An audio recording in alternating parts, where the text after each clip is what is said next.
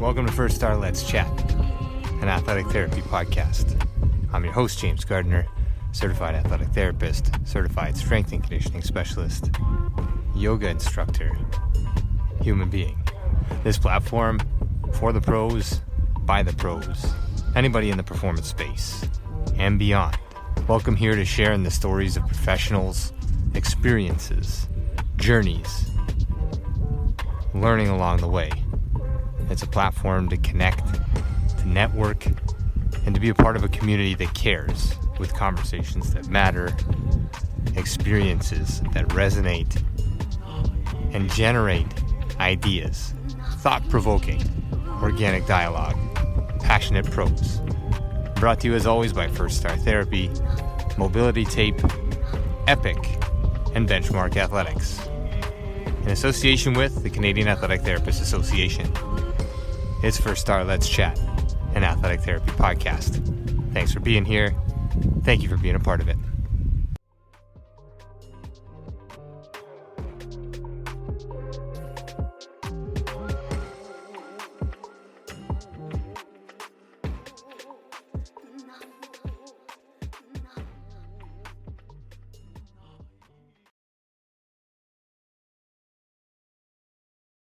Okay, here we go. This is the first official session as the podcast of the World Federation of Athletic Training and Therapy.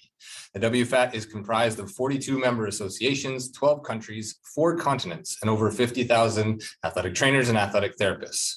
We are lucky enough to be here in Winnipeg, Manitoba, that's in Canada, at the World Congress, and there would be no better way to kick this off than doing so with a powerhouse roundtable with 3 of the association presidents. With us for the session today, our WFATT President, Brian Zeller. He is the Director of the Master of Science in Athletic Training Program and the Chair of the Health, Exercise, and Rehabilitative Sciences Department at Winona State University. Welcome, Brian. We'll come back around, say hello.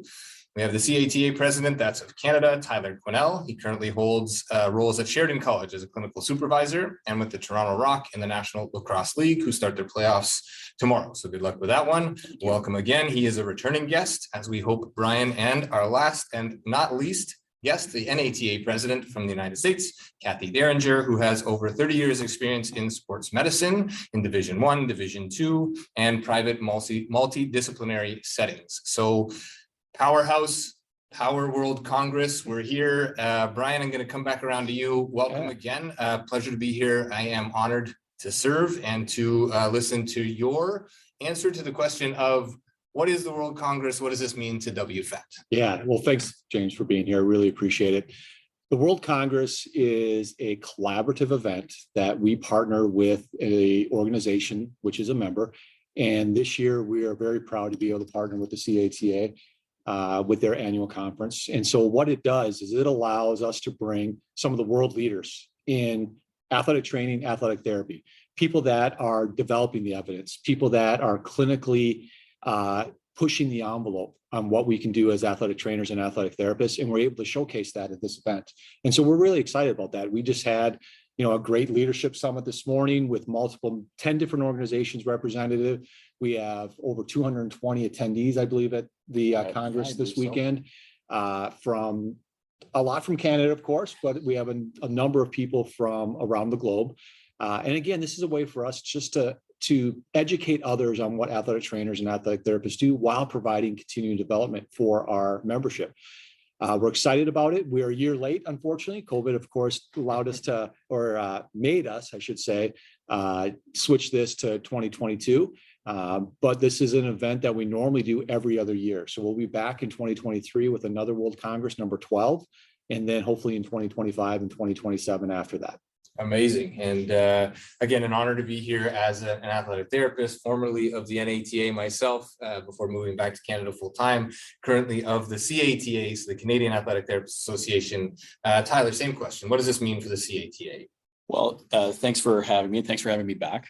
We're very happy to be hosting the World Federation Congress. And I think it's very special for us because it is one of the very first in-person get-togethers, conferences, as we start still crawling out of the pandemic. So we're really excited to have everybody here and begin to foster those I've started to call them 3D relationships, because we've all met on Zoom calls and the phone and such. So the three-dimensional in the same room.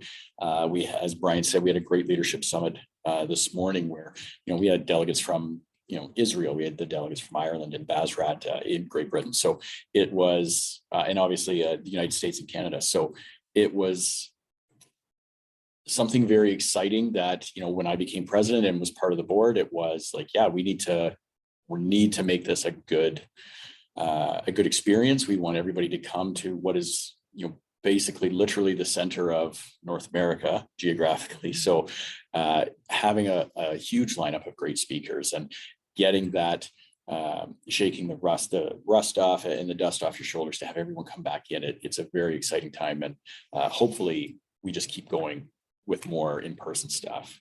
Yeah, absolutely. And a great capture. I've had a couple lobby runs already today and ran into a bunch of colleagues, a bunch of people that I haven't seen in a few years. And the in-person thing is a big deal, obviously coming out and through the pandemic, which we can talk on at length. But right now we'll shift over to you, Kathy, in terms of what does this mean to the NATA? Oh, it's so tremendous to be here. I appreciate taking the time to do this podcast and to be here with my very esteemed colleagues. For us to be here is really about celebrating the AT and everything that we've gone through as an association is so similar as we've talked to each other today and even last evening when we were visiting. There's nuances of differences, but there really isn't. I mean, we're all cut from that same cloth of wanting to provide the best patient care possible. And it's so thrilling to be back in person, as has already been mentioned, and to be able to talk about all of the challenges that we're all facing, whether that's pre-COVID or post-COVID, but just how to elevate our profession as we are looking forward to just providing outstanding patient care. And that's what was the most exciting this morning, is talking to others around the globe. And we have the same issues virtually. And how can we help each other with those issues? Beautiful. And I think the one word that you touched on that maybe the former two guests didn't touch on was celebrating. And I think getting that out there for people to understand that this profession, whether we use athletic therapist or we use athletic trainer, but people that are in this field to help others. When we have the opportunity to share this together and showcase what members from all over the world are doing in terms of research, in terms of data generation, or whatever the cases may be, it is for the profession. And I think, again, coming back to the center of what this podcast is and what we hope this podcast to be for WFATT is to continue to evolve community across the globe. Mm-hmm. So as far as uniting, as far as bringing, so we have the CATA, we have the NATA, and we have WFATT. What does the WFATT, what is the intention? For somebody who doesn't know anything from within the CATA, what's the intention of WFATT? Yeah, the World Federation is designed to be, it's an organization of organizations. And so what it is, it's meant to bring together a global group of partners in the celebration, I'll use that term as you just said, but in the evolving practice of what athletic trainers and athletic therapists is. So if we can get groups together, I mean, one of the biggest things from my standpoint, being the newer president of the World Federation, is to really enhance the facilitation and collaboration between our organizations. And I think we started that a little bit this morning, where we can talk back and forth, we can discuss the successes we've had, we can discuss the needs and the desires that we have, because there's other people in the room or other people within this organization that I think can help. Mm-hmm. Not always, but most of the time, there's probably someone that has either a great idea or they've lived through that experience before, and they have some opportunities to be able to teach them something about that. So maybe they don't have to start from scratch. It's not like recreating the wheel from nothing. It's something you have to go on right away. And so the World Federation is designed to be that group that helps that facilitation, but then also could maybe be like a spearhead, a leader in trying to develop some other global partnerships. Athletic trainers and athletic therapists can be not only leaders, obviously, within our own profession, but in the greater sports medicine umbrella. Mm-hmm. And so, that means going to talk to international organizations and teaching them more about the great work that our members do. showing them some of the amazing research and clinical practice things that they're doing. Even just this conference this weekend, thinking about some of the speakers that we have, their backgrounds, their publications, looking through the names, it's impressive. And I think people need to, and a lot of people do, but more people need to realize the amazing things that they're doing and to get the word out. Yeah, absolutely. And you talk about backgrounds and publications, and I would love to have, everybody on here again to talk a little bit more about your journey, your path individually. But I think the celebration piece and bringing everybody together on this unified front is where we'll kick this off as the first official podcast session for WFATT, and moving forward as we work through this. You're exactly right. And I think in scenarios like this and conferences like this one, there are some amazing presentations, some amazing backgrounds, and all of this is accessible to our members. And I think this is something that not all of us realize in our younger years. There are these people that are doing these amazing things, and how will I ever get there? And this is the beginning of understanding it as well. But then you can also go out and have a beer at the pub or a coffee in the morning with these people, because it's very personable when we're on this level, when everybody's here in person. So back to you, Tyler, in terms of that. What does that element mean? I know you touched on it a little bit the first time coming out of COVID. Being able to sit with mentors, or being able to sit next to Brian or next to Kathy in a room and have conversation. Where would you take that, I guess, in terms of some of the younger practitioners out there?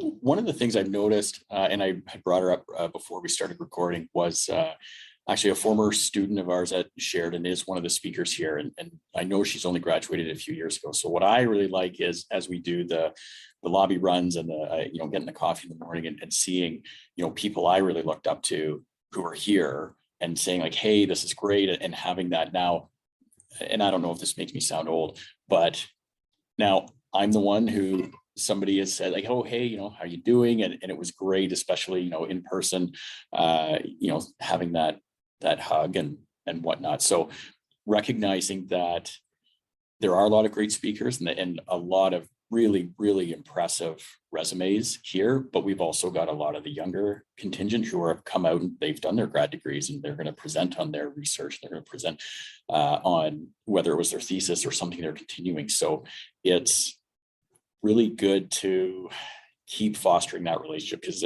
our profession is still pretty young. And I mean that like it hasn't been around for a very long time in the grand scheme of things, but our membership body, if you will, and I won't speak about the United States, but I know in Canada we are young. We have a fairly young contingent, which is great. So it's nice to see them, and hopefully they recognize that they can come to these things and our conference and present, and that sparks somebody else who's in school now saying, oh, you know what, they were a few years ahead of me, I should go and do that, and having the opportunities. Yeah, no, I think that's great. And Gabby Bolding is the one you're speaking of. She's a former guest of the podcast as well. So anybody wants to revert back through the sessions, you can find that one as well. A great talk about kinesiophobia, which is a word that I think learned how to pronounce. But yeah, go ahead. I was to say too, just to add on to that a little bit, we're a pretty close-knit community of professionals. No doubt. And so when we come to these things, we love talking to people. It doesn't matter what the title is or anything like that.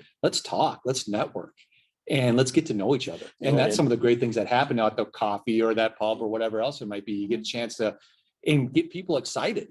We've lived some things in our careers that we can tell stories, but at the same time, if they can help grow and get excited about something, they're the ones that are the future, right?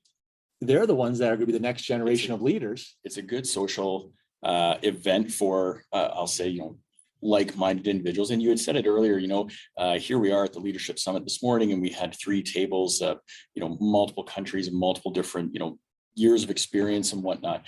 And then it was, okay, well, make sure that you have 15 new phone numbers in your phone, because we are close-knit, and we're helpful by nature to, whether that's on the field or in an association or trying to garner more interest. So having those casual conversations is always my favorite, because not that you get more done, but I find you find out more stuff. And James, you're the perfect example with your podcast, where you kind of start with a topic and then it evolves and grows over coffee or in the pub over a drink or more.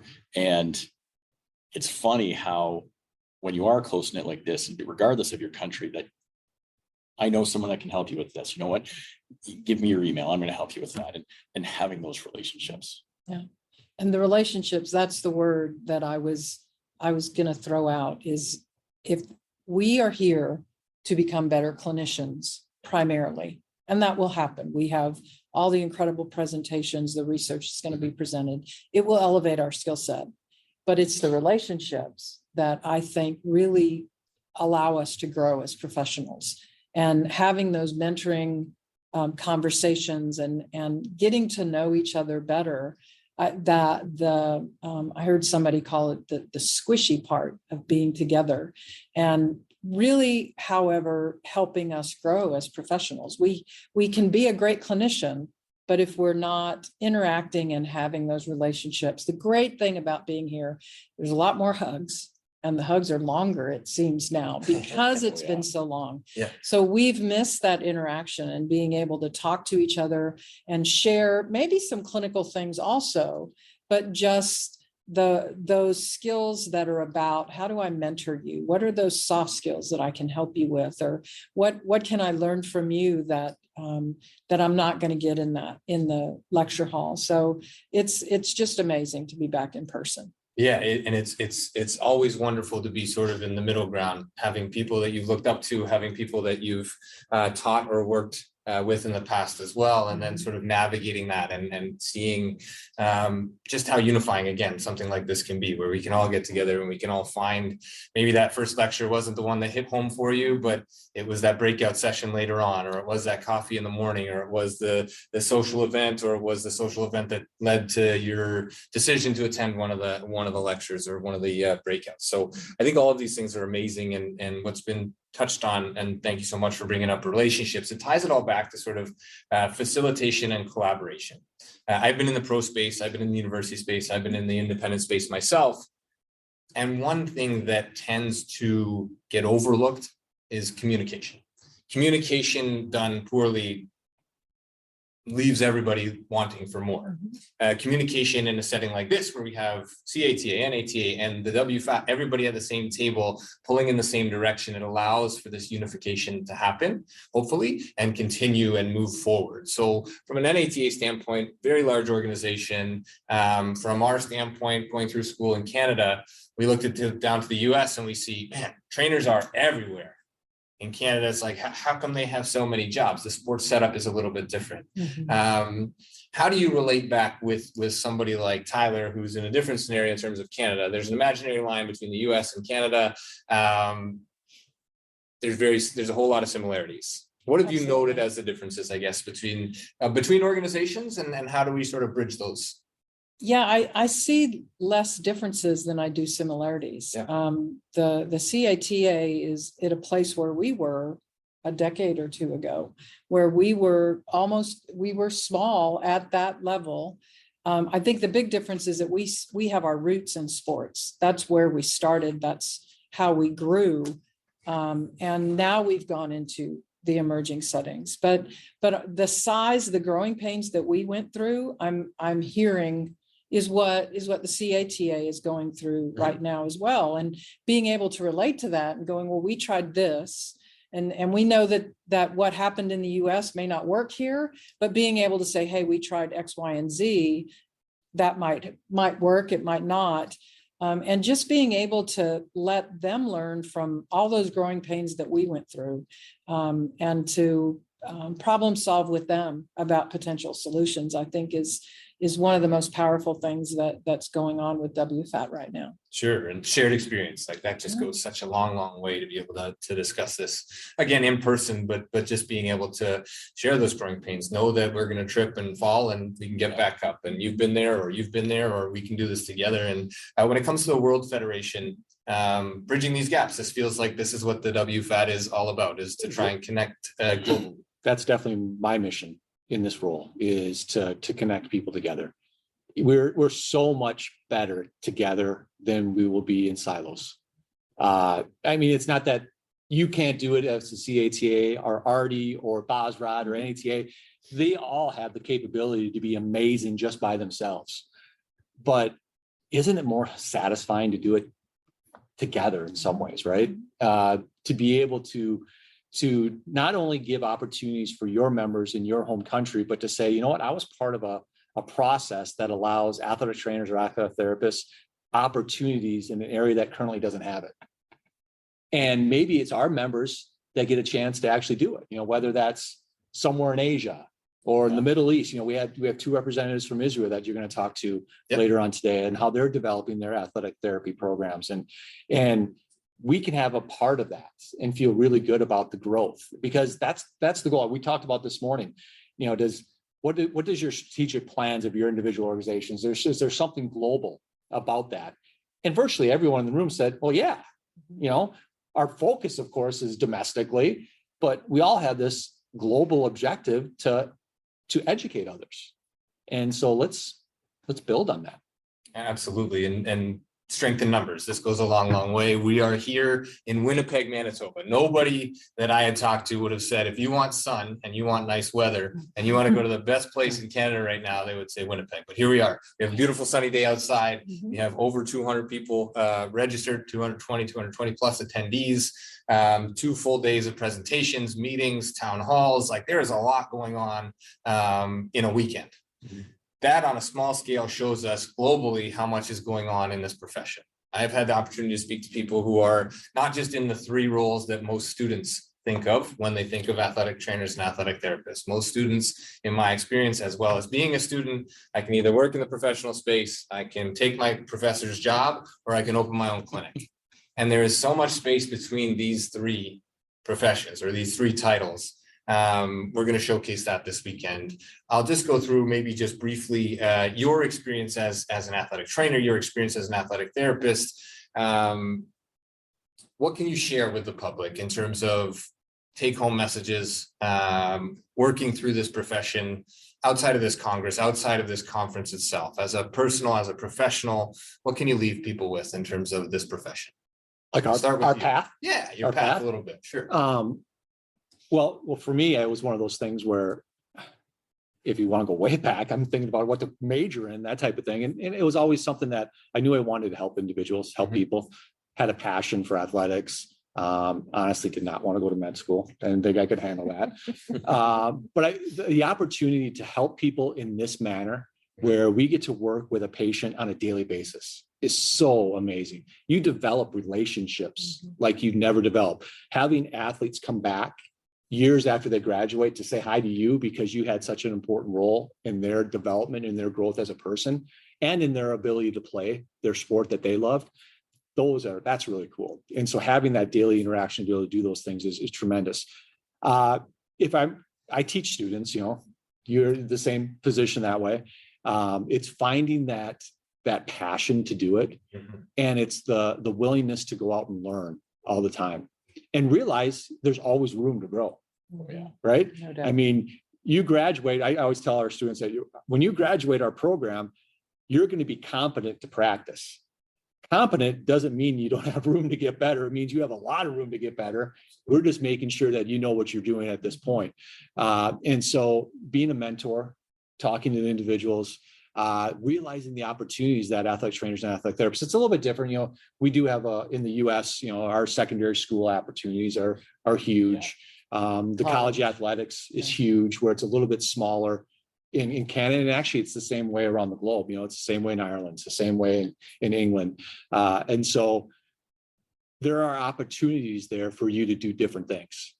And it doesn't have to be that athletic position where you're sometimes at the will of a coach and their practice schedule. It can be in an industrial setting. We had a great talk today about some industrial settings on the different tables and how they can provide tremendous care to a occupational worker, because a musculoskeletal injury is a musculoskeletal injury, right? Absolutely.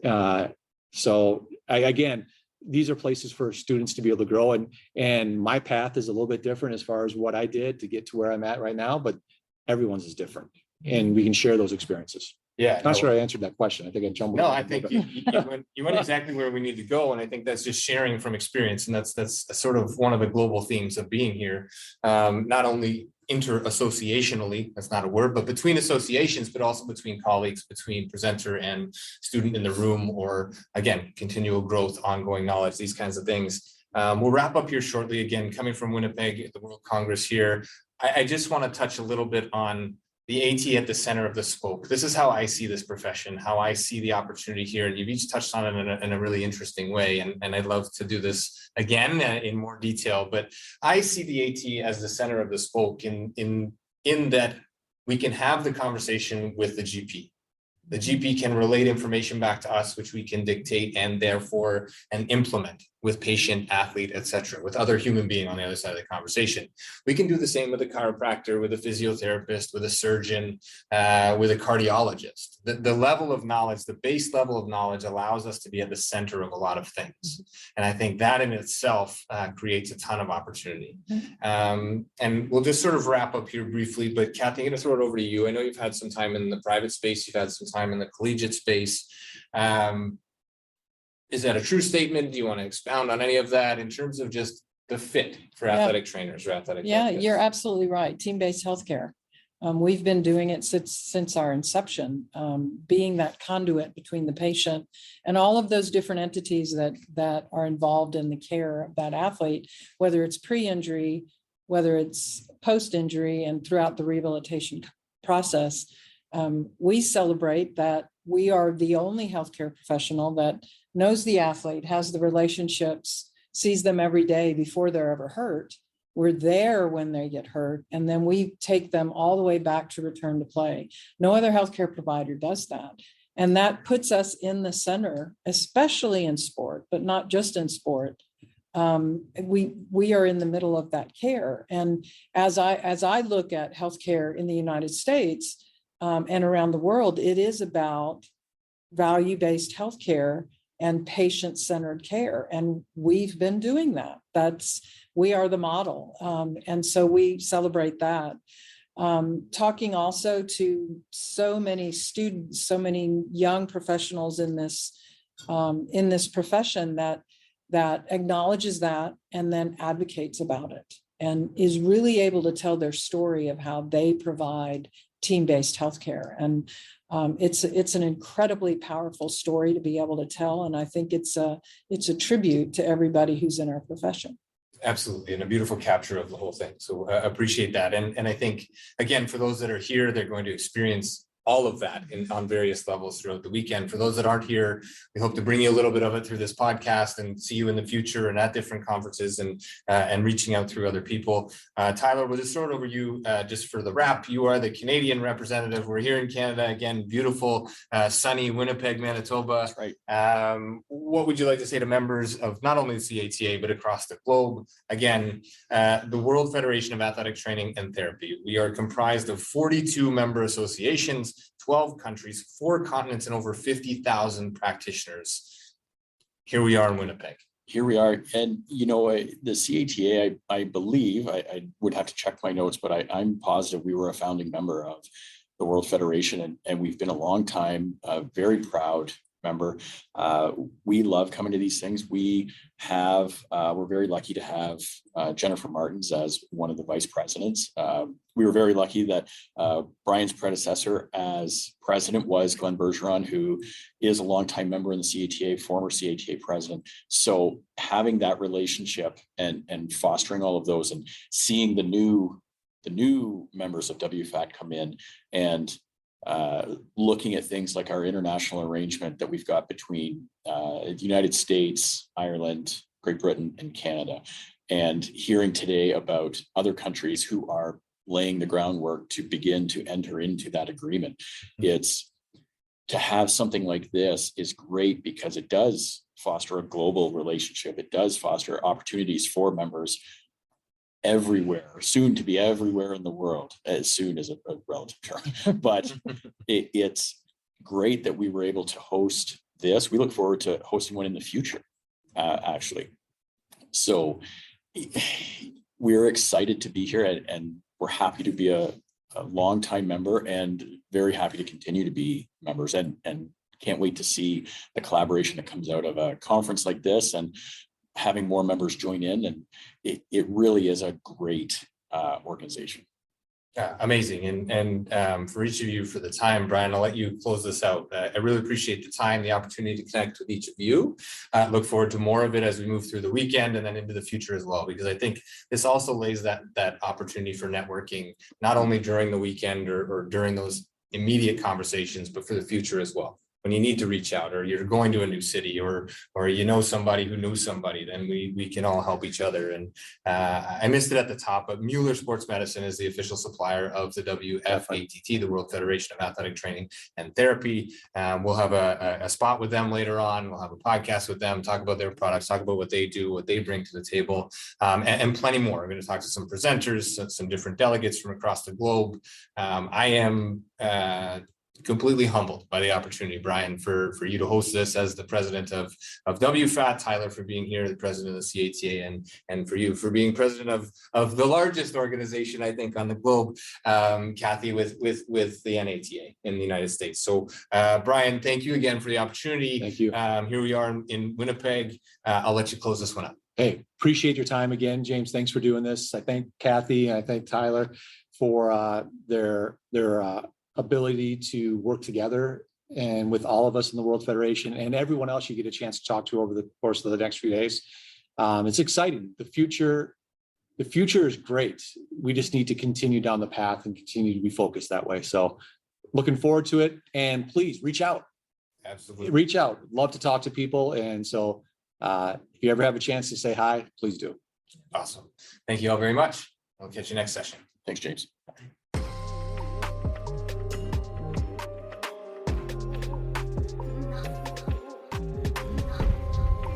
Thanks again for being here.